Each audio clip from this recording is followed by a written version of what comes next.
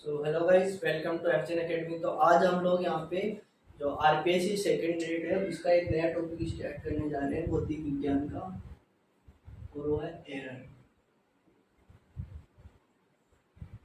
इस क्लास में हम देखेंगे कि एरर क्या होती है। एरर या फिर इसको हिंदी में बोलते हैं त्रुटि।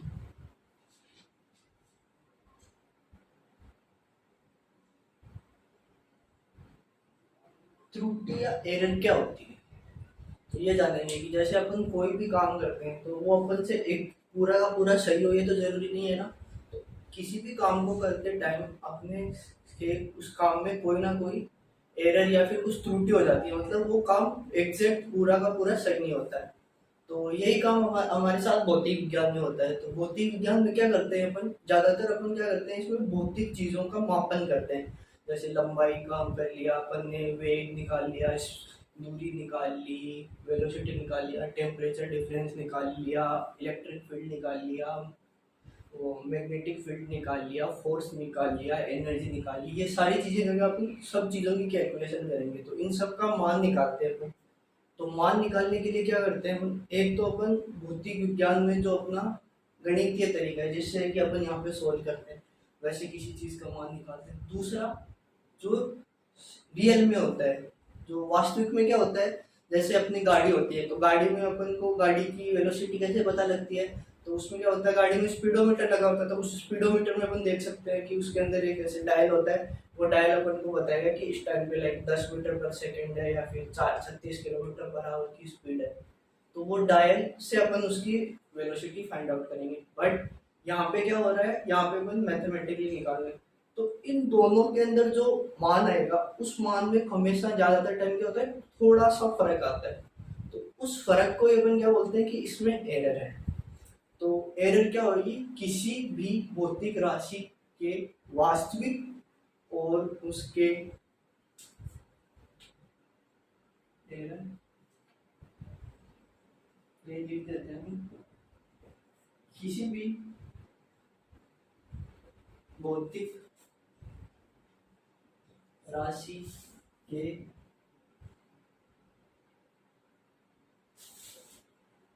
मापित मान व वास्तविक मान में अंतर को त्रुटि कहते हैं।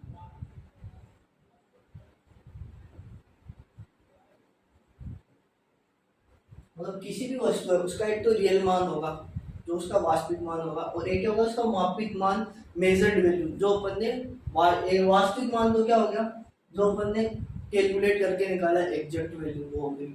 और ये मापित मान क्या हो गया कि जो अपन ने उस वस्तु का जो भी या फिर जो भी वो भौतिक राशि है उसके वो एक जो अपन ने मापन किया है किसी ना किसी चीज के थ्रू। तो इन दोनों के अंदर जो डिफरेंस होगा उसी को अपन क्या कहेंगे, एरर कहते हैं।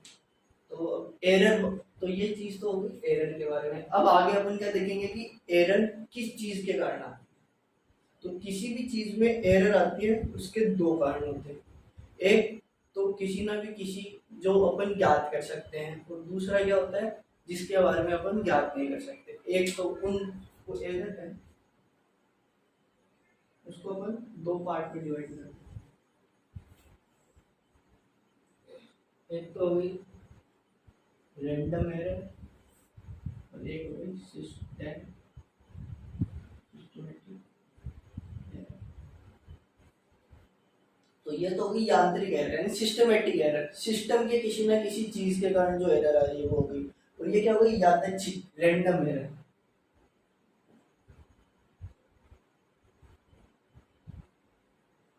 ये तो होगी यादृच्छिक त्रुटि, और ये होगी किसी ना किसी सिस्टम के कारण आने वाली त्रुटि। तो अब आगे हम क्या देखेंगे, सिस्टमैटिक एरर और रैंडम एरर को एक एक लेके देखेंगे कि ये क्या चीज होती है और ये कैसे काम करती है। तो कई बार क्या होता है, यहाँ से इनकी परिभाषा से रिलेटेड क्वेश्चन आते हैं कि जैसे सिस्टमैटिक एरर होती है तो इसमें क्या होती है कि इसमें तीन चार अलग अलग तरीके की एरर होती है कि क्या क्या कारण हो सकता है सिस्टमैटिक एरर का। फिर जो रैंडम एरर होती है उसके बारे में देखिए कि जो रैंडम एरर आती है उसका कोई रीजन नहीं होता है, वो अपने आप आती है, राइट। तो पहले अपन क्या देख लेते हैं,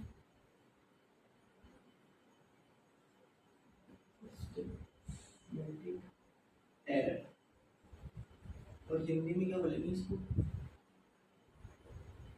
क्रमबद्ध त्रुटि। अब सिस्टमेटिक एरर या क्रमबद्ध त्रुटि क्या है ये देखेंगे। तो जैसे कि आप में नाम में देख सकते हो सिस्टम या फिर क्रमबद्ध एरर, कि जो सिस्टम है अपना, जो मशीन है, उनके विभिन्न डिफरेंट डिफरेंट जो पार्ट्स हैं उनके कारण आती है ये एरर। तो सिस्टमेटिक एरर के क्या क्या कारण हो सकते हैं, तो आगे अपन ये देखेंगे कि जो सिस्टमेटिक एरर है कि इसका अपन को कारण याद होता है। मतलब जैसे कि अपन जैसे लंबाई नाप रहे हैं किसी चीज की, तो अपन ने स्केल लेके लंबाई नापी है, तो स्केल में जैसे क्या होता है अपने जैसे जो जनरल 15 सेंटीमीटर की स्केल आती है उसमें अपन मिनिमम से मिनिमम कितना 1 mm नाप सकते हैं, इससे छोटा नहीं नाप सकते। तो सोचो कि एक छड़ की लंबाई नापनी है अपन को, और इसकी वास्तविक लंबाई है 11 सेंटीमीटर, 11.13 सेंटीमीटर, मतलब 11 सेंटीमीटर और 1.3 mm, ये हो गई ना। तो अब इस छड़ पे अपन क्या देखेंगे, 11 आएगा, ये जो अपनी ये छड़ है यहाँ पे अपन ने स्केल रखी है, स्केल से नाप है, तो इस स्केल पे क्या होगा, एक जगह 11 होगा, यहाँ पे जैसे 12 है, तो इसमें क्या होगा 11, 11.1, 11.2, 11.3, 11.4, 11.5, 6, 7, 8 ऐसे होता है। तो यहाँ देखना अपन 11.1 के बाद सीधा क्या आ रहा है 11.2, तो अपन अगर इसकी लंबाई इस स्केल से नापेंगे तो अपन क्या बताएंगे कि जैसे 11.1 के पास आएगा, 11.1 और 11.2 के बीच में आएगा, बट जैसे ये 13 है तो ये क्या हो गया 1 के पास हो गया, अगर ये 15 से ज्यादा होता तो ये 2 के पास होता, 15 से जैसे 1 से ओनली 0.03 दूर है, और 11.2 से 0.07 दूर है ना, तो इसके पास हो गया ना ये, तो अपनी ये क्या बता देगी कि ये एरर आ गई। इसके कारण क्या होगा 0.03 की एरर आ गई, 11.1 बताएंगे अपन इस स्केल से नापेंगे तो, जबकि रियल वैल्यू क्या थी 11.1 थी। तो ये आ गया, तो मतलब इस चीज का अपन को पता रहेगा कि यहाँ पे मैक्सिमम 0.1 सेंटीमीटर या फिर 1 mm की त्रुटि मैक्सिमम आ सकती है। तो यहाँ पे अपन को पता है ना कि कितनी त्रुटि आ सकती है और किस कारण से आ सकती है, तो ऐसी त्रुटियों को अपन क्या बोलते हैं क्रमबद्ध त्रुटि। दूसरा इसका उदाहरण ले लेते हैं, जैसे अपन तापमान, तापमान जैसे जिसको वैसे बोलते हैं तो इन्वायरमेंटल कंडीशन सारे एक साथ बोलते हैं उनको, कि जो पर्यावरणीय चेंज हो रहे हैं उनके कारण। तो इन्वायरमेंटल कंडीशन वाले में क्या होगा कि जैसे अपन प्रतिरोध ज्ञात करते हैं, तो प्रतिरोध क्या होता है, तापमान के साथ प्रतिरोध भी बदलता है, या फिर अपन जैसे प्रतिरोध की अपन जैसे वो फॉर्मूला होता है आर रो एल अपन ए। सोचो अपन को रो की वैल्यू दी गई है, लेंथ और एरिया अपन को याद निकालना, उसका मापना है, फिर उस तार का प्रतिरोध बताना है। तो यहाँ पे क्या होगा, जैसे जैसे तापमान बढ़ेगा उसका लेंथ और एरिया चेंज होंगे, तो ये चेंज होंगे, इसके साथ उसका तापमान भी चेंज होगा, ये भी चेंज होता है। तो ये क्या होगा कि तापमान में चेंज होता क्या हुआ, उसकी अलग वैल्यू आ गई जो अपन को निकालना। तो ऐसे क्या होता है कि डिफरेंट डिफरेंट चीजों के कारण डिफरेंट डिफरेंट डेटा आ जाता है, तो इन चीजों का अपन को ज्ञात होता है कि ये इस कारण से आ रहा है। तो ऐसी चीजों में इसके अंदर भी अब जैसे क्रमबद्ध त्रुटि आ गई, तो क्रमबद्ध त्रुटि के भी और जैसे पार्ट है कि इसमें क्या क्या है, तो वो देखते हैं। तो इसमें पहले तो देखते हैं अपन यंत्रगत त्रुटि।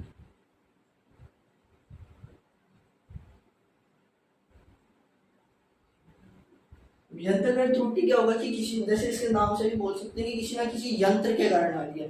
तो यंत्रगत त्रुटि क्या होगी कि किसी भी वस्तु या फिर किसी भी भौतिक राशि के मापन में अगर कोई यंत्र ठीक ढंग से काम नहीं कर रहा है तो उसके कारण उसकी वास्तविक मान से अलग मान अपन को प्राप्त हो। तो यही डिफरेंस के कारण यंत्रगत त्रुटि। तो इस त्रुटि को अपन दूर भी कर सकते हैं। जैसे क्या होगा कि जैसे किसी के अंदर जैसे टेम्परेचर बढ़ रहा है तो अपन उसके लिए क्या ले लें, जैसे स्केल होती है, तो सपोज दैट वो स्केल है वो यहाँ से स्टार्ट होने लगती है, वो 0 की जगह 1.1 से स्टार्ट होगी। ऐसी स्केल भी हो जाती है कई बार मिस्टेक, जैसे प्रिंटिंग में होगी किसी ऑपरेटर्स के ऊपर जैसे से वो मापन मात्रक बनाए हुए आते हैं ना कि ये लंबाई, तो 0 की जगह 0.1 आ गया। तो ये तो है नहीं ना कि ओनली वो स्केल खराब होगी तो पूरी चीज तोड़ के अपन बनाए दोबारा। क्या करना होगा कि जितना भी मान होगा उसमें से 0.01 घटा दो तो अपने पास सही मान आ जाएगा। तो ये क्रमबद्ध त्रुटियों में जैसे अभी बताया था कि इनको अपन सही कर सकते हैं। तो यंत्रगत त्रुटि का भी क्या होगा कि इसको अपन वापस से सही कर सकते हैं यंत्रगत त्रुटि को। बाद में यंत्रगत त्रुटि के बाद में और क्या होगी, जैसे प्रायोगिक कार्यविधि की अपूर्णता। अब जैसे अपन कोई भी प्रयोग कर रहे हैं, जैसे कार्य विधि की अपूर्णता या प्रायोगिक अपूर्णता, कि अपन ने कोई प्रयोग किया, उसको अपन ने सही ढंग से नहीं किया, तो इसके कारण में क्या होगा कि अपने पास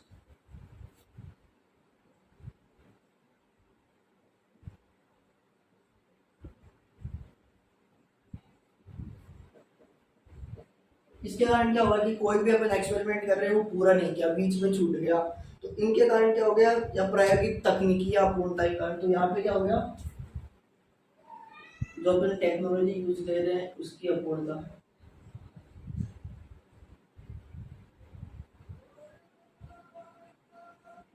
इसके कारण भी क्या होगा कि जो भी अपन भौतिक राशि ज्ञात कर रहे हैं उसकी सही अपन को वैल्यू नहीं प्राप्त होगी। तो इसके लिए क्या करेंगे, या तो अपन ऐसी चीज लगा दें सिस्टम में कि जो काम नहीं हो पा रहा था वो, जैसे शरीर का टेम्परेचर नापना, कोई भी काम करना है तो जैसे अपना थर्मामीटर ढंग से काम नहीं कर रहा है ये, या फिर तो उसके लिए अपन क्या हो रहा है कि जैसे हाई टेम्परेचर के लिए सिंपल वाले अपने थर्मामीटर काम नहीं करते, तो अगर किसी ने गलती से वो लगा दिया तो हमें दूसरे डेटा नहीं मिलेगा। तो उसके लिए आरटीडी वगैरह आते हैं, जो हाई टेम्परेचर नापने के लिए अलग टाइप के थर्मामीटर आते हैं, जो लाइक दो मेटल को मिला के बनाए जाते हैं। तो इलेक्ट्रो उसके अंदर कुछ वोल्टेज बनता है, उसके थ्रू अपन टेम्परेचर निकालते हैं। तो वो चीज़ों का अपन यूज कर लेंगे। और इसमें क्या होगा, जैसे अभी मैं बता रहा था आपको, पर्यावरणीय कारण हो जाएंगे एक, कि जैसे जैसे कि भौतिक अलग, जैसे पर्यावरण के अंदर अंदर जैसे टेम्परेचर चेंज हो गया, ह्यूमिडिटी चेंज हो गई, एयर फ्लो चेंज हो गया, तो इन सब के कारण भी क्या होगा कि जो भौतिक राशि की वैल्यू अपन ज्ञात करना चाहते हैं वैसे अपने पास नहीं आएगी, और उसके कारण वो चेंज हो जाएगी।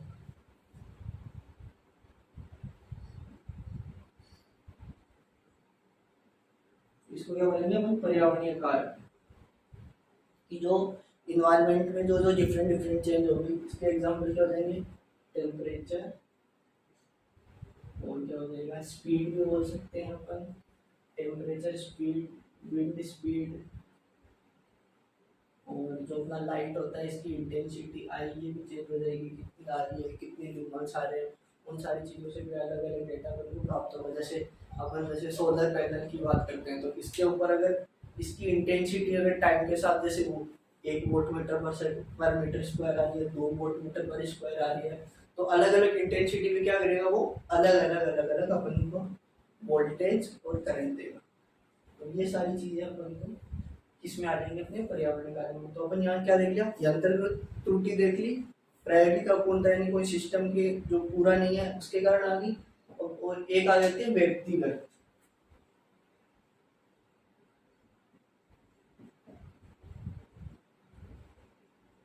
व्यक्तिगत त्रुटि में क्या होगा कि अपन जो भी भौतिक राशियों का मापन कर रहे हैं वो कोई इंसान ही तो करेगा। तो जैसे अपन जैसे वाट मीटर होता है या फिर अपना एमीटर होता है, जैसे ऐसे लगा होता है ना स्टार्टर वगैरह, जिसकी ऐसी वो आती है, तो यहाँ पे उसमें ऐसे डायल होता है जो अपन को बताता है कि कितने एम्पियर करंट जा रहा है, कितनी वोल्टेज है, या फिर कितनी पावर ले रहा है वो। तो इसमें क्या होगा कि जैसे इसमें क्या होता है, जैसे ये है यहाँ पे इस पे, तो अगर आप एकदम इसके पूरे एकदम, देखने का ये तरीका होता है कि जो इसका ये होता है इसके एकदम 90 डिग्री पे ऐसे रखो, फिर इसको देखो। पर अगर अपन ने इसको थोड़ा सा ऐसे देख लिया तो ये यहाँ पे नहीं, अपन जो थोड़ा सा इधर झुका हुआ दिखेगा, तो अपन जैसे यहाँ पे सोचो ये 5 था, तो अपन क्या करेंगे, इसको 4.9 एम्पियर लिख देंगे, इंस्टेड ऑफ 5 अपन ने क्या लिख दिया इसको 4.9 एम्पियर। तो सही वैल्यू तो 5 एम्पियर आनी चाहिए थी, बट अपन ने क्या 4.9 एम्पियर लिख दी, तो अब एक राशि अपन ने गलत पुट कर दी तो पूरा का पूरी कैलकुलेशन आगे अलग हो जाएगी, सारे डेटा अलग आ जाएंगे। तो ये क्या हो जाती है, व्यक्तिगत त्रुटि। तो बाद में यही इसकी मेन 4 त्रुटियां होती हैं जो अपन देखते हैं, कि यंत्रगत त्रुटि जो अगर कोई प्रायोगिक हो गई, और ये व्यक्तिगत या फिर। अब बाद में क्या होता है कि इन त्रुटियों को अपन अलग अलग तरीके से, जैसे व्यक्तिगत को होता है कि सावधानी रखें डेटा लेने में, पर्यावरणीय कारक होते हैं डिफरेंट डिफरेंट टेम्परेचर पे ले, फिर उससे कुछ रिलेशन देख के वैसे चेंज कर लेते हैं। प्रायोगिक की अगर कोई प्रॉब्लम आ रही है किसी इंस्ट्रूमेंट में तो उसको सही कर रहे हैं, और ये सारी चीज देख लेते हैं। तो क्रमबद्ध त्रुटियां ये 4 प्रकार की होती हैं, और इनको ऐसे सही करना है। Systematic error. अब दूसरा देखते हैं रैंडम एरर। अब जैसे रैंडम एरर का क्या रीजन होता है,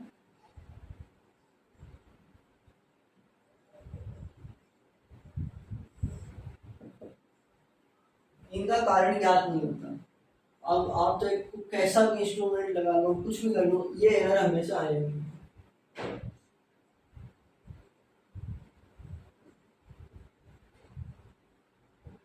इनका हमको कारण याद नहीं होता। जो अपनी पहले क्रमबद्ध त्रुटियां थी, सिस्टमेटिक एरर, उनको अपन हटा सकते हैं। तो ये बात याद रखना कि जो अपनी सिस्टमेटिक एरर होती है, ये आगे अपन देखेंगे अभी सिस्टमेटिक और रैंडम एरर है ना, इन दोनों में एक दो डिफरेंस देखेंगे, क्योंकि कई बार ये भी क्वेश्चन पूछा जाता है। तो पहले ये देखते हैं कि इसका अपन को कारण याद नहीं होता और इसको 100% विलुप्त नहीं किया जा सकता, या फिर इसको 100% खत्म नहीं किया जा सकता। याद रखना है, इसको 100% विलुप्त नहीं किया जा सकता है। फुल एकदम ये नहीं जैसे अपन सिस्टमेटिक एरर पूरी खत्म कर सकते हैं, 100% खत्म नहीं किया जा सकता, तो पूरा 100% अपन खत्म नहीं कर सकते। ये बात याद रखनी है। रैंडम एरर का क्या क्या होगी कि एक तो इसका कारण याद नहीं होता, ये किसी भी चीज के कारण आ जाती है, अपन को पता ही नहीं चलता। जैसे सिस्टमेटिक एरर का पता रहता है कि कोई ना कोई 4-5 रीजन होते हैं, उनमें से कोई सा एक होगा। पर जो अपनी रैंडम एरर होती है उसके बारे में अपन ये नहीं बता सकते कि ये किस चीज से आ रहा है। ये उपस्थित है तो है इसको, और अपन इसको ये भी नहीं कि पूरा खत्म कर देंगे, ऐसा कोई मशीन या कोई मेथड नहीं है इसको पूरा खत्म कर। हाँ, इसको कुछ हद तक कम किया जा सकता है, परंतु कम किया जा सकता है।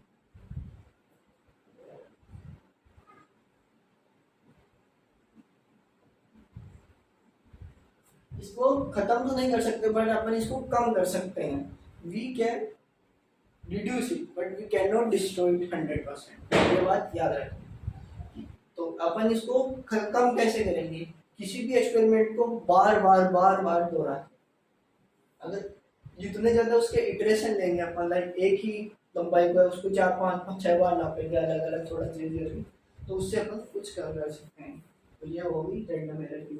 तो इसके बारे में ये लिख सकते हैं कि इसका कारण याद है, कारण याद नहीं, 100% इसको 100% खत्म कर सकते हैं और इसको 100% खत्म नहीं कर सकते। ये दो मेन चीजें हैं कि इसका अपन को रीजन पता होता है, इसको नहीं पता होता। इसको अपन खत्म कर सकते हैं, पूरा एलिमिनेट कर सकते हैं वहां से, और इसको एलिमिनेट नहीं कर सकते। इसका कुछ ना कुछ पार्ट हमेशा अपन को उसके जो रिजल्ट आएगा उसमें मिलेगा। ये जरूर है कि जैसे अगर सिंपल एक बार करें तो जैसे 5% आ रहा है कि 100 मीटर की जगह वो 95 से 105 तक जा रहा है, तो अगर उसी चीज को अपन बार बार दोहराएंगे तो इसको अपन कुछ हद तक कम कर सकते हैं, पर बिल्कुल ये नहीं कि 100 तो पूरा 100 है। ये सिस्टमेटिक एरर होती है, इनके साथ अपन ऐसा पॉसिबल है कि इनको अपन पूरा 100% खत्म करें, परंतु जो अपनी यादृच्छिक त्रुटि होती है रैंडम एरर, उनको अपन पूरा खत्म नहीं कर सकते। तो ये दो बात अपन को यहाँ पे खास ध्यान रखनी है त्रुटि के बारे में कि इसको कैसे खत्म कर सकते हैं, इसको खत्म नहीं किया जा सकता।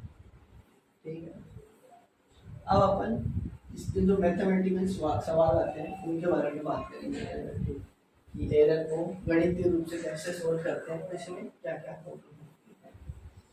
ठीक है, तो अभी आगे हम देखेंगे कि एरर है।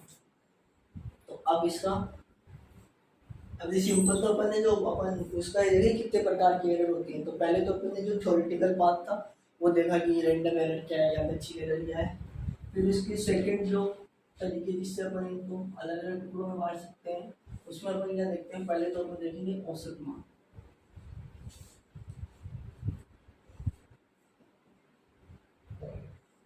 औसत मान या फिर इसको माध्य मान में बोलते हैं।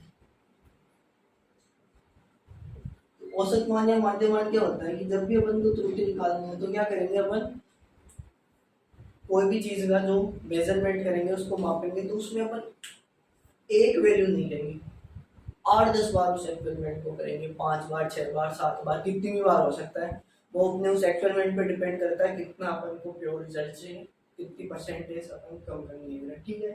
तो औसत मान में क्या करेंगे कि औसत मान इसको ए एम या फिर ए बार से दर्शाते हैं। ए बार क्या होगा, सिग्मा ए आई, आई की value 1 to n upon n। ये चीज समझते हो। इसी चीज को क्या लिखेंगे अपन, जैसे अपन ने 5 लिए तो a1 a2 a3 a4 a5 divided by 5। नहीं, जितने अपन ने एक्सपेरिमेंट जितनी बार दोहराया, उन सारे की जो वैल्यू आई अपने पास, उन सारी वैल्यूओं को लो और जितनी है वो उससे डिवाइड कर दो, यानी उन सारी वैल्यूओं का जो सारे मान है उनका औसत मान निकाल दो। तो वो औसत मान क्या देगा, माध्य त्रुटि या फिर औसत त्रुटि हो जाएगी, औसत मान में औसत त्रुटि हो जाएगी। तो यहाँ पे अपन क्या पहली क्या आ जाएगा, जैसे अपन ने पास इसके लिए एग्जांपल दे सकते हैं, जैसे एक छड़ की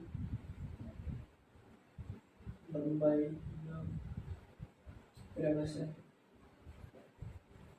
एक छड़ है उसकी लंबाई ये आई कितनी आई, जैसे 70.072 मीटर, 0.7 मीटर,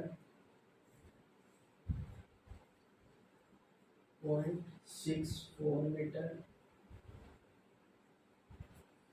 7.6,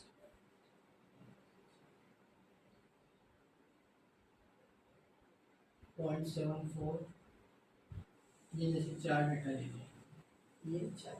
तो अब क्या बताना है कि ये बताओ कि ये 4 लंबाई है, तो इसकी माध्य मान क्या होगा, त्रुटि नहीं। अभी क्या होगा, वो इन चारों का माध्य मान बताना। तो इन चारों का माध्य मान के लिए क्या करेंगे, जैसे लंबाई एल ले ली, एल पे ये क्या होगा, इन चारों का योग,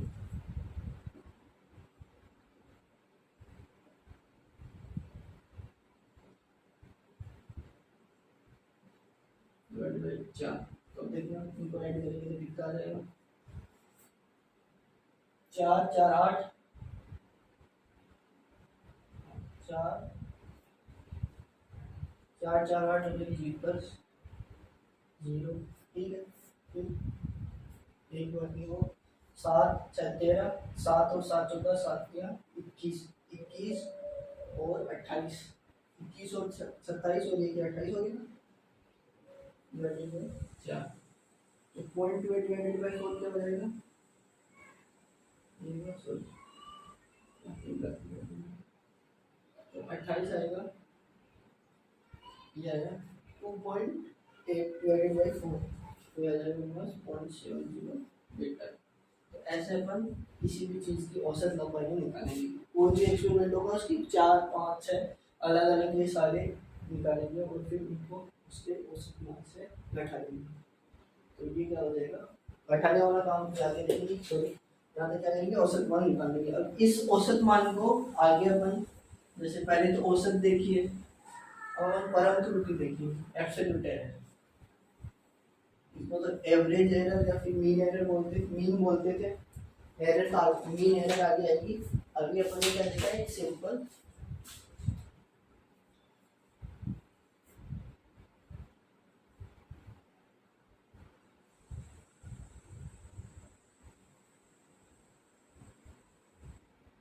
क्या क्या देखिए, मीन एरर देखिए,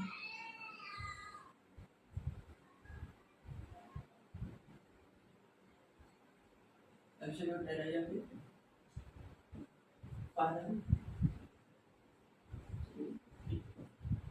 परम त्रुटि क्या होगी, एब्सोल्यूट एरर। परम त्रुटि क्या होगी कि अपन जो अपन ने औसत वैल्यू निकाली है, उस औसत मान को हर जो भी मान है उसके अंदर से घटा के उसका मॉड्यूलस लेना है। यहाँ पे एक बात याद रखनी है कि अपन जब परम त्रुटि निकालेंगे तो चाहे वैल्यू पॉजिटिव में हो नेगेटिव में हो, उनका अपन को क्या लेना है, मोड लेना है। मोड यानी उसका प्लस मान नहीं आना चाहिए। अगर -0.5 आया तो उसको 5 लिखेंगे, 0.5 प्लस 0.5 एप्सिलॉन 5 रखिए। तो ये चीज़ अपन आगे जब ये देखेंगे तो परम त्रुटि क्या होगी, डेल्टा ए आई बराबर क्या होगा, mode A I minus A bar या ए एन। तो मतलब क्या हो जाएगा, ए वन हो जाएगा, डेल्टा ए वन हो जाएगा A one minus A bar, delta A two हो जाएगा ए टू माइनस ए बार, ऐसे चलता जाएगा। डेल्टा ए एन क्या हो जाएगा, ए एन माइनस ए बार। इसका मतलब ये है कि जो भी इसकी वैल्यू आएगी उसको उसका धनात्मक मान ही अपन को यहाँ पे रखना है। अगर वो इट डजंट मैटर कि माइनस 0.5 आ रहा है प्लस 0.5 आ रहा है, अपन को 0.5 ही तो संख्यात्मक मान है वो लिखना है। प्लस माइनस के अपन को उसका जो भी साइन आ रहा है उससे यहाँ पे कोई मतलब नहीं, उसको भूल जाना है और आगे सॉल्व करना है। तो परम मान के लिए क्या देख रहे हैं, जैसे अपना वही क्वेश्चन था उसमें क्या क्या निकला था, 0.72 0.7 0.74 और 0.64। तो अपने पास ए कितना आया था, ए बार 0.7 मीटर आ गया था। तो पहले देखना हम देखेंगे अपन डेल्टा ए वन, तो डेल्टा ए वन कितना आ जाएगा 0.72 माइनस 0.7,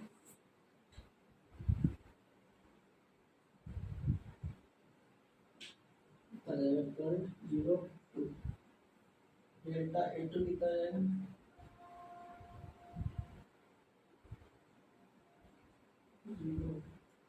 डेल्टा ए थ्री कितना आ जाएगा,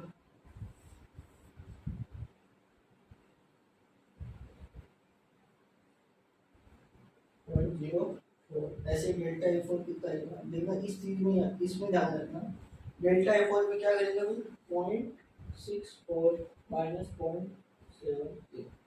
तो देखना ये इससे छोटा है ना, तो क्या होना चाहिए यहाँ पे ऋणात्मक मान होना चाहिए। तो कितना यहाँ पे -0.06 आना चाहिए, पर ये यहाँ पे क्या है मोड लगा हुआ है, तो ये मोड क्या कर देगा, माइनस के साइन को हटा देगा, तो इसकी वैल्यू ये आएगी।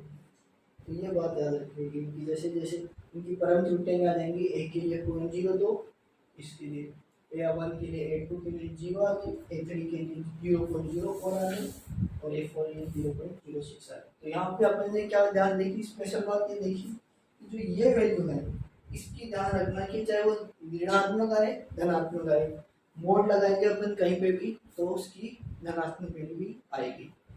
इस बात का अपन को स्पेशल ध्यान रखना है।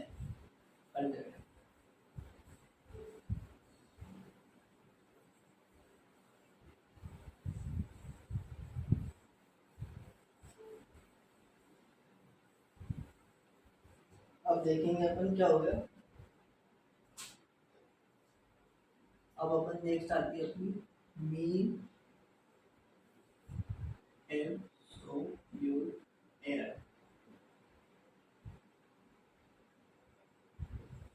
पहले वाली एरर और इसमें क्या डिफरेंस आ गया, बस एब्सोल्यूट एरर निकली थी, अब यहाँ पे क्या नया नाम लग गया, मीन एब्सोल्यूट एरर। नाम हिंदी में क्या बोलेंगे इसको, माध्य परम।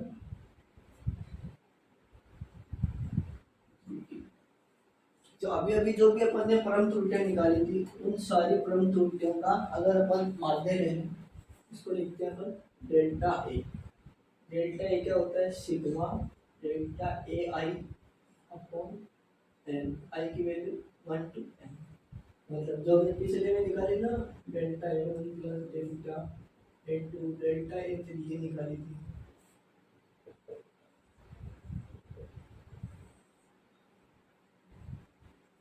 उन सारी की सारियों को ऐड कर दो और फिर क्या करो उनको उस नंबर से डिवाइड कर दो। जैसे अपन ने पहले तो सिंपल माध्य लिया था, तो अब देखना ये हो जाएगी अपनी परम माध्य त्रुटि।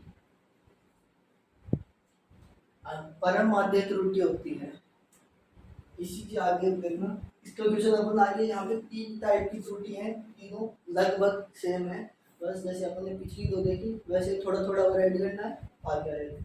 इसके बाद में क्या आ जाएगी, रिलेटिव एरर और लास्ट आती है परसेंटेज। रिलेटिव एरर में क्या करेंगे अपन, रिलेटिव एरर होती है equal to delta A upon A bar या फिर ए है। और परसेंटेज एरर क्या लेंगे, delta A upon A into 100। तो ये बात याद रखनी। परसेंटेज एरर को हिंदी में क्या बोल देंगे अपन, प्रतिशत एरर, तो रिलेटिव एरर होगी, रिलेटिव त्रुटि, ये परसेंटेज त्रुटि। तो अब देखना ये 5 तरह की डिफरेंट टाइप के अपने पास एरर थी। तो इनके क्या फॉर्मूले में देखना अपन को, अगर कोई भी जैसे परसेंटेज एरर पूछनी है, निकालना है, तो अपन को ना स्टार्टिंग से स्टार्ट करना पड़ेगा। पहले सारे डेटा दिए होंगे, जैसे 5, 6, 7 जितने भी परिमाण है वो अपन को दिए होंगे। तो उन सारे परिमाणों को अपन से क्या करना है, पहले के पहले सारे परिमाणों का योग करना है, फिर उसको जितने नंबर ऑफ परिमाण थे उससे डिवाइड करना है। तो वहां से क्या आ गया अपने पास, उसकी औसत वैल्यू आ गई। फिर क्या करना है, उसी औसत मान से अपन उन सारी वैल्यूओं को माइनस करेंगे मोड के साथ। तो मोड के साथ माइनस करेंगे तो फिर क्या आएगा अपने पास, सब कुछ नई वैल्यू आ जाएगी। जैसे जितने परिमाण थे उतनी और वैल्यू आ जाएगी, delta A one, delta A two, delta ए3 टू डेल्टा ए। तो वो सारी की सारी वैल्यू आ गई। फिर उन सारी वैल्यू को क्या करेंगे अपन, जोड़ लेंगे, फिर नंबर जितने परिमाण थे उससे डिवाइड कर देंगे। तो अपनी जो परम त्रुटियां थी उनके योग के उनके औसत से अपने पास क्या रहेगी, माध्य परम त्रुटि या mean absolute error, delta A. फिर उसी डेल्टा ए को अपन ने जो माध्य त्रुटि निकाली थी स्टार्टिंग में सबको जोड़ के, उससे उसमें इसका भाग दे देंगे। तो अपने पास क्या रहेगी, रिलेटिव एरर। अब रिलेटिव एरर आ गई। रिलेटिव एरर को आगे अगर अपन 100 से गुणा कर देंगे तो अपने पास प्रतिशत या परसेंटेज त्रुटि आ जाएगी। तो ये का ये अपन को हमेशा याद रखना है। तो ऐसा कैसा इसको चलता रहता है, हिंदी में लिखेंगे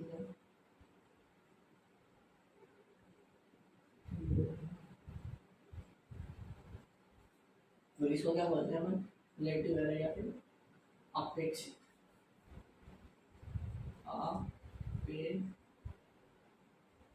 अपेक्षित त्रुटि। इनके नाम याद रखना कि कई बार अगर परम वैसे मीन एब्सोल्यूट एरर निकाल रहे हैं आपसे, माध्य परम त्रुटि पूछा है और आप सिंपल माध्य त्रुटि निकाल दो, तो ये बात ध्यान रखनी है कि ये सारी ये 5 फॉर्मूले हैं अपने पास, जिनसे आगे अगर देखा बस एक क्वेश्चन देखेंगे जिससे आपको क्लियर हो जाएगा कैसे क्या करना है इसके अंदर। तो इन 5 फॉर्मूलों का यूज करके अपन निकालेंगे। तो इसके लिए अपन एक सिंपल सा क्वेश्चन ले लेते हैं कि जैसे कोई घड़ी है, तो उसके या स्टॉपवॉच है, उसके द्वारा अपन ने किसी वस्तु के द्वारा कोई दूरी तय की गई, तो उसका जो समय निकाला वो अपने पास अलग अलग समय है। तो वो समय कितना है अपने पास,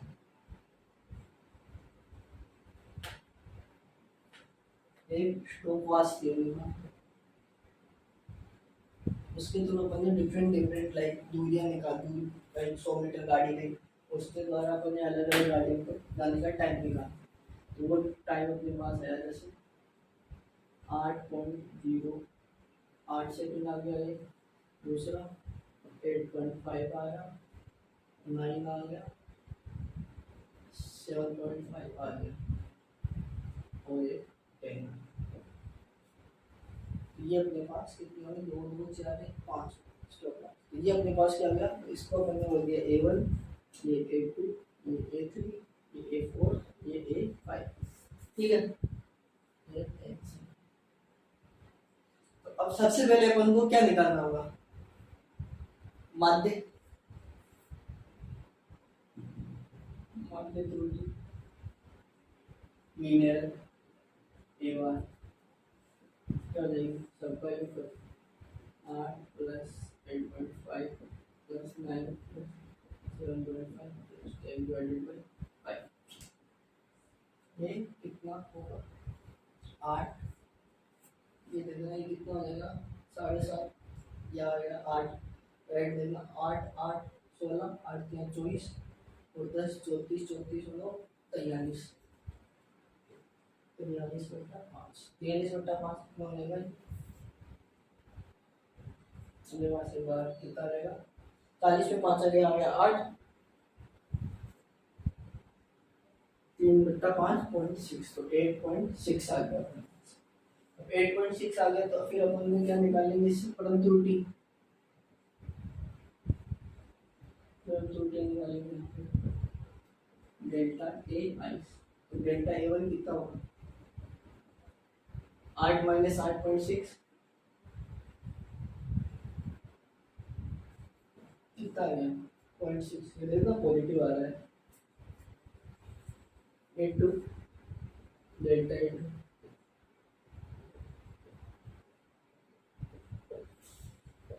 10183 डेल्टा ए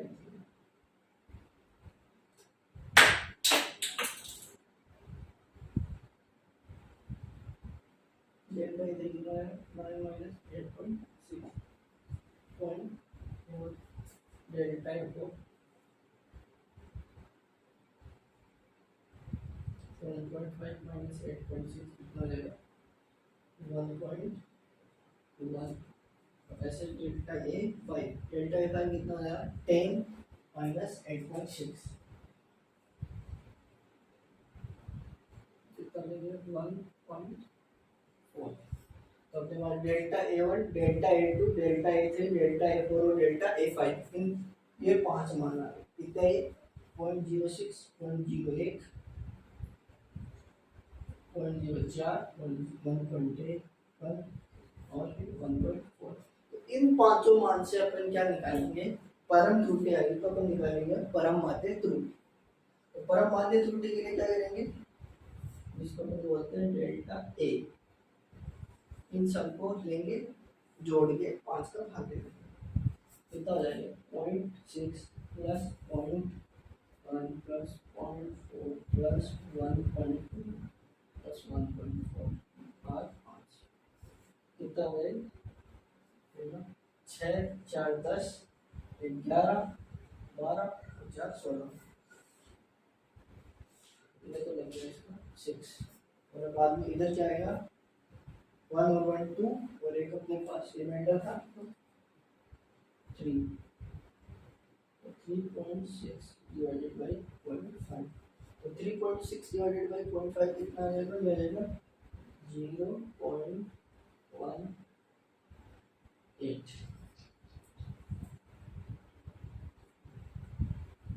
देंगे से 5 से भाग देंगे देंगे पहले इसको डाल 36 तो इसमें क्या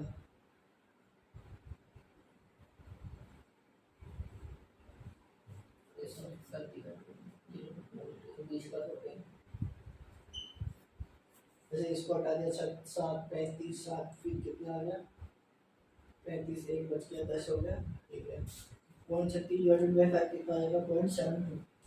या फिर ऐसे कर दो 2 से गुना कर दो 7.2 डिवाइडेड बाय 10.72 हो गया सीधा। यहाँ से अपने पास क्या है डेल्टा ए। तो अपने पास तो डेल्टा ए क्या है अपने माध्य परम त्रुटि है माध्य मीन एब्सोल्यूट एरर माध्य परम त्रुटि। अब यहाँ से अपन को क्या निकालनी होगी अपेक्षित त्रुटि या फिर रिलेटिव एरर। तो अब रिलेटिव एरर के लिए अपन क्या करेंगे इस त्रुटि में इसका भाग दे देंगे। तो रिलेटिव एरर के लिए क्या करेंगे हम डेल्टा ए डिवाइडेड बाई ए। अब ये कितना आ जाएगा अपने पास 0.72 डिवाइडेड बाई 8.6। तो ये अपने पास क्या आ जाएगा अपेक्षित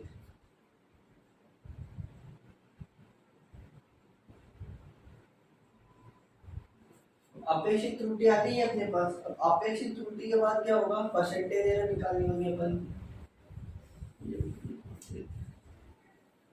तो अपेक्षित कितनी आ गई अपने पास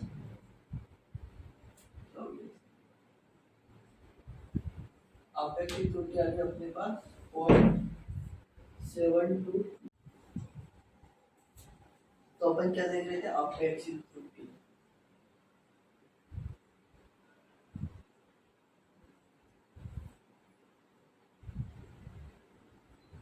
अपेक्षित त्रुटि में क्या अपेक्षित त्रुटि तो अपन ने देख ली थी। अपेक्षित त्रुटि कितनी आई थी अपने अब इसे अपेक्षित त्रुटि से परसेंटेज त्रुटि निकालनी है। तो बस कुछ नहीं करना यही वैल्यू लो और इसको 100 से मल्टीप्लाई करना।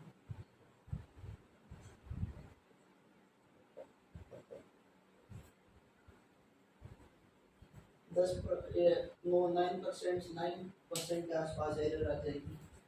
तो ऐसे अपन एरर कैलकुलेट करेंगे। तो अभी इस वीडियो में इतना ही। अभी नेक्स्ट वीडियो में हम आप लोगों को आगे बताएंगे कि एरर है उसको जब जो भी दो राशियाँ हैं उनको जोड़ेंगे, घटाएंगे, भाग करेंगे, या फिर उन पे अगर डिफरेंट डिफरेंट टाइप की घातांक होंगे तो उस उनमें वो एरर्स किस टाइप से एक दूसरे पे डिवाइड होगी। Thank you guys.